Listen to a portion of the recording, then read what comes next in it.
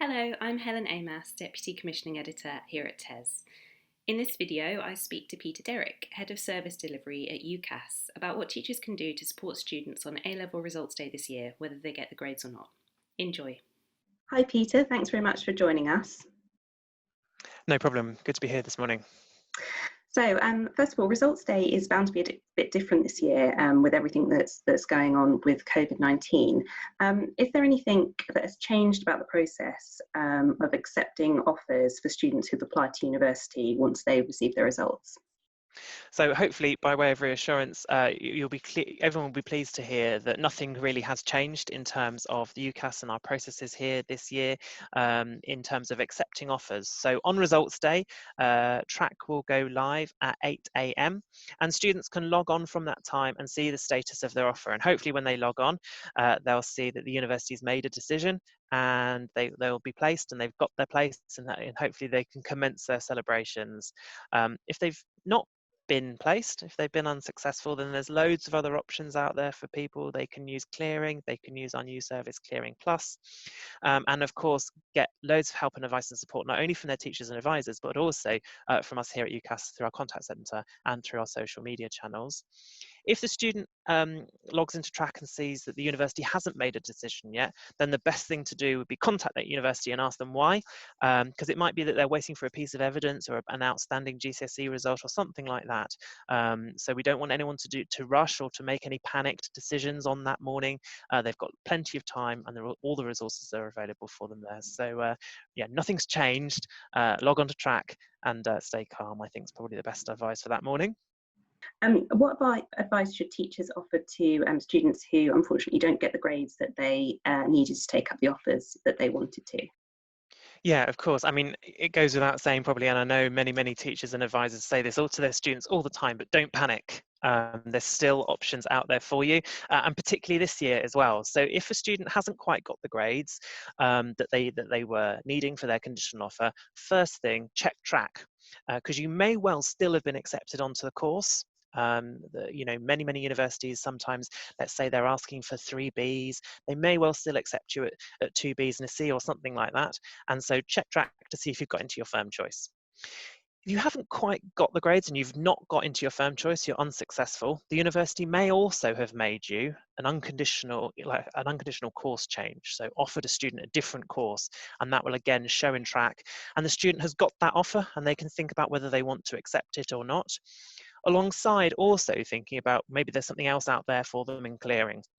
And then there's many thousands of courses available in clearing, and those are all available on ucas.com, and you can search through them for all those different subjects. And then we've also got Clearing Plus, which is a new service this year, which takes information we know about the student, takes information we know about the university and the courses they've got available in clearing, and marries the two up and suggests to students some courses that they may not have previously considered, but they would be a really good and suitable match for.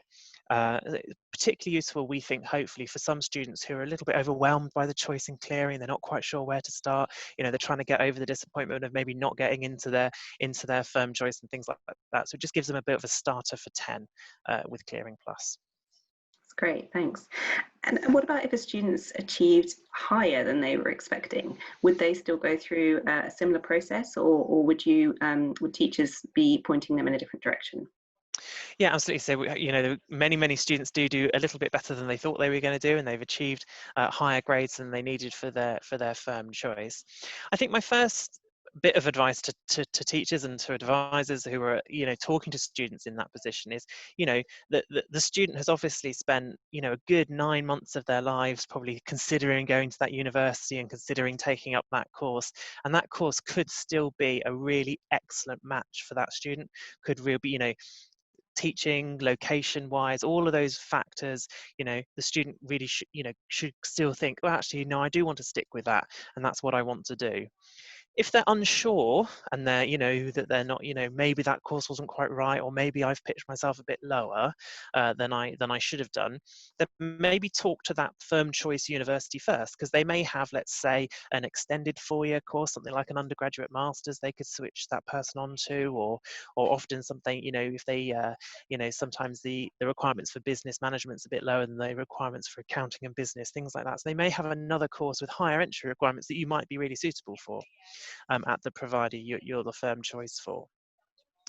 If you really think, actually I want to switch provider, then that's entirely up to the student, but do consider all of the implications of that, because there's often other things that go with it about accommodation and travel time and all that kind of stuff to consider. But yes, have a look in clearing. So there's often other courses that are available in clearing. Clearing's not just for students who haven't done as well as they thought they would have done. It's available for absolutely everybody. And if a student wants to release themselves, then they can go into track and decline their place and then go ahead and use clearing.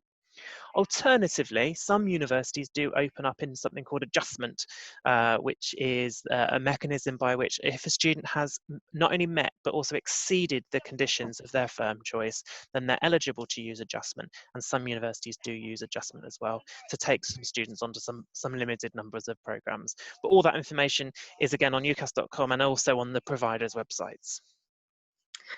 Obviously, this year is slightly different because of coronavirus, and there are perhaps some students who will be slightly worried about starting university when there could be lockdown measures in place, when they might have to be learning remotely rather than being at the university physically.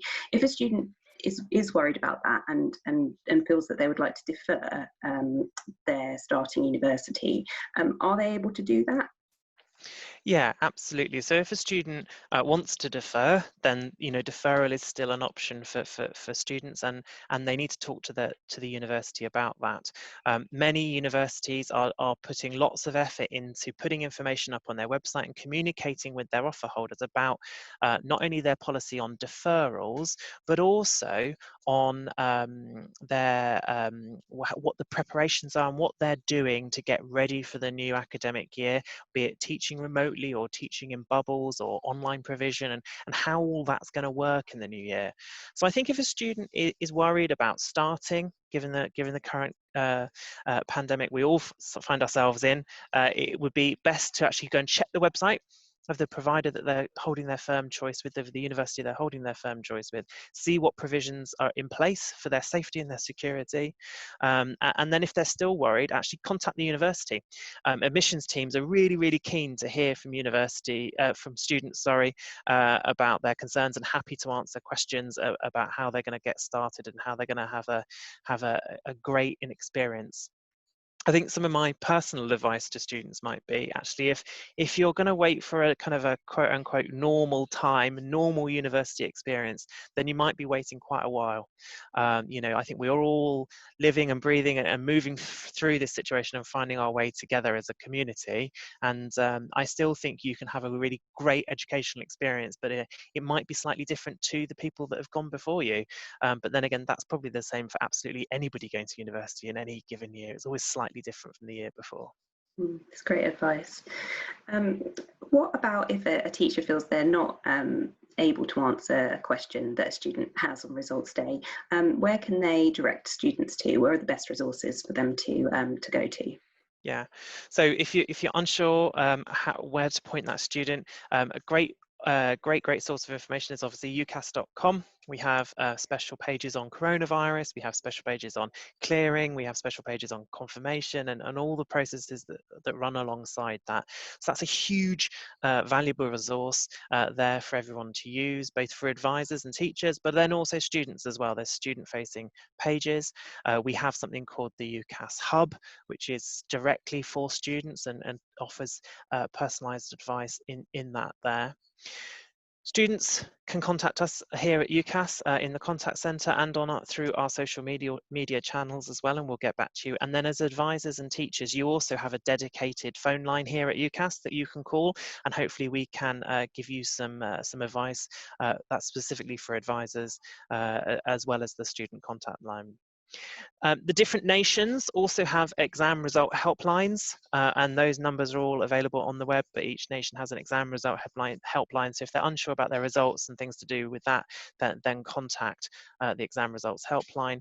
And then if it's about the awarding process, or you're a bit worried that a student's result hasn't been calculated properly or something like that, then best contact the helplines for the different awarding organisations that you work with.